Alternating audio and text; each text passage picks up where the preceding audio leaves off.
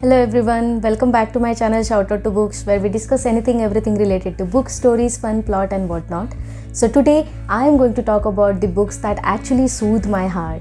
So I'm going to talk about the books which were very which had a cool vibe, which had a good vibe, and those books also taught me something. I often ask myself this question: why do I read? What is the exact purpose, or what was the thought when I started reading? So my first thought was basically to relax. So these are the books which will let you relax while reading those. So I have shortlisted around 4 books for this video. 2 are fictional book or fiction book, and 2 are non-fiction books. So the first one that I am going to talk about is the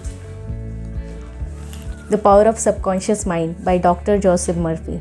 This is a non-fiction book, this is a self-help book, and as you can see I have tabbed it many times. I have made so many notes in it like this. Okay, I'm clumsy with my notes, but yes, I mean this is the book which I highlighted many times like this, and it has a cool vibe to it because it talks about how you can gain anything with the power of your subconscious mind. So it gives you a hope that your dreams are worth it and you will be able to achieve those dreams if you put enough efforts into it. It talks about the positivity in life. So this book tells you that you can achieve anything which is in alignment with a greater good. Dr. Murphy talks about the power of subconscious mind in a way that he says that you can't gain or lose anything except through the mind. He also tells you the importance of effective prayer, and in this book there are so many examples also which will actually make you hopeful. So about effective prayer, he says that you have to be carefree when you are praying. So if you are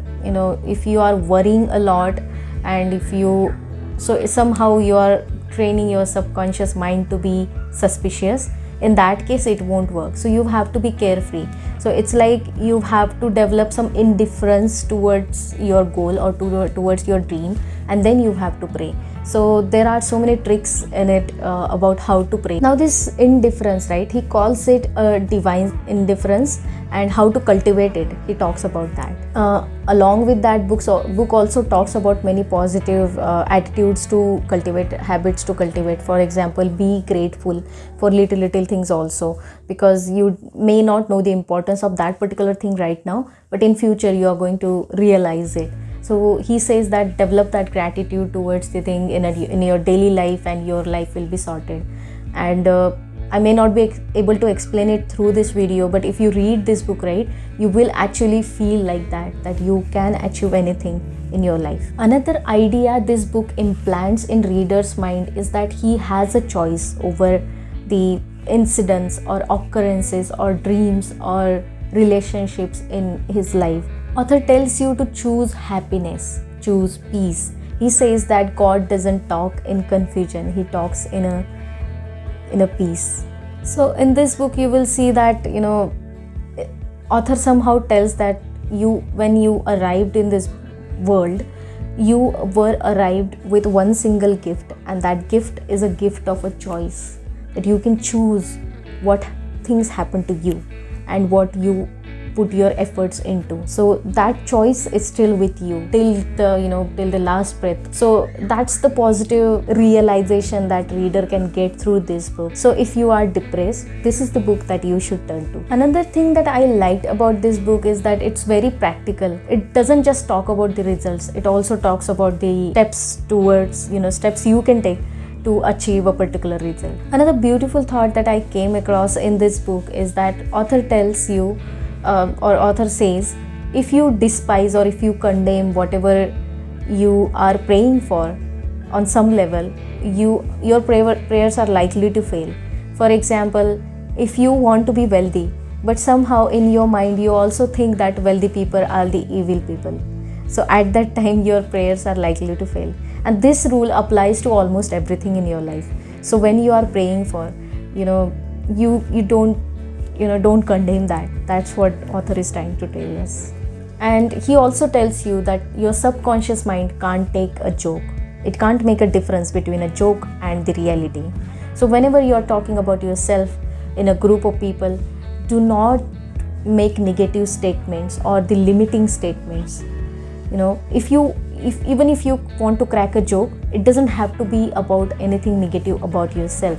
And another thing about this book that I liked a lot is that after every chapter there is a summary, and from that summary you can read the pointers, and you can it reminds you of the example given by author, which is an amazing thing about this book. So I have shortlisted around 4 books for this, and 2 books are fictional and another 2 books are non-fiction self-help book. I'm going to divide this video into the 2 parts because I do not want to make it too lengthy. So the first part will cover the non-fictional book, and another part that will come in few days or will be published in few days, that will contain the fictional book. The next book that I am going to talk about is the How to Stop Worrying and Start Living by Dale Carnegie. Now, if you know about Dale Carnegie, you already know most of his books which are self-help book, they start with this particular phrase, how to. Gives you assurance that there will be steps in the book with the practical steps to keep your worries at a bay. So this book takes the central idea of a worry, and then around it there are tricks and tips how to avoid or how to solve our problems. Again, this is also, I find it very practical. If you read it at night, right, it will make you feel hopeful, you will sleep happy. So this is one of the book that I read and I liked a lot. In this book there are 10 sections, and at the every end of the section there is a summary. Each section talks about another different technique. I was impressed in the first section itself, and there was a trick in it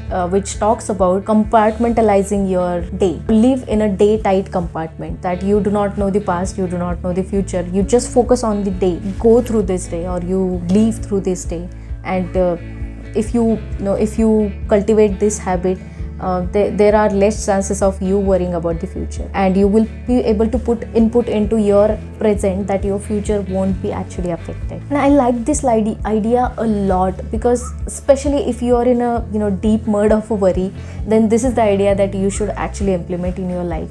In another section, Dale Carnegie talks about putting a stop loss order onto your worry concept from the stock. Apparently, he gives you an example. He meets an investment counselor, and he gets to know from him that he actually puts a stop loss order on his stocks. So whenever particular stock is falling below that level, the stock will automatically get sold. So this is something that he says that we can implement in our life too. So for example, if you are worrying about particular thing, you have to tell yourself that I am going to worry at this point only. After that, it is not under my control. I'm going to lose the control of the situation, and I'm not going to worry about it. I know easier said than done, but if you actually implement it, you will be able to achieve it. I'm pretty sure of that. He gives an example of his friend who is always late for the meetings. Like for example, if they are meeting for a coffee, and every time he is late, or even for the lunch date he is every time late. So of course with such friend you will get frustrated, right? So he used to get frustrated, but when he got to know about this stop loss order principle, what he did is he said to him that before you reach, I'm going to wait till 10 minutes only, and after that I'm going to leave. Lunch is off the table or dinner is off the table. That is how you should be implementing this principle, that this is the particular level at which I'm going to worry about this particular topic, and if after that it is not resolving for me, then that's not my problem.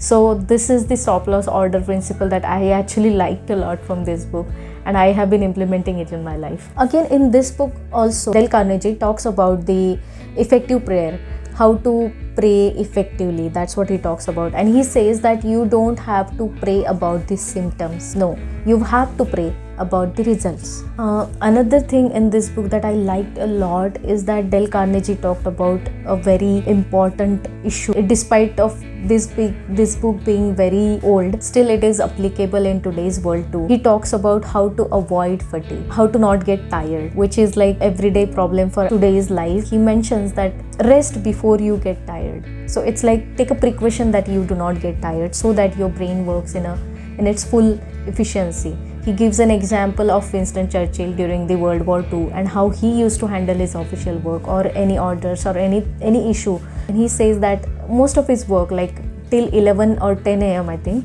Winston Churchill used to do from his bed only. And this principle of resting before you get tired, it doesn't just apply to the physical health, it also applies to your mental health.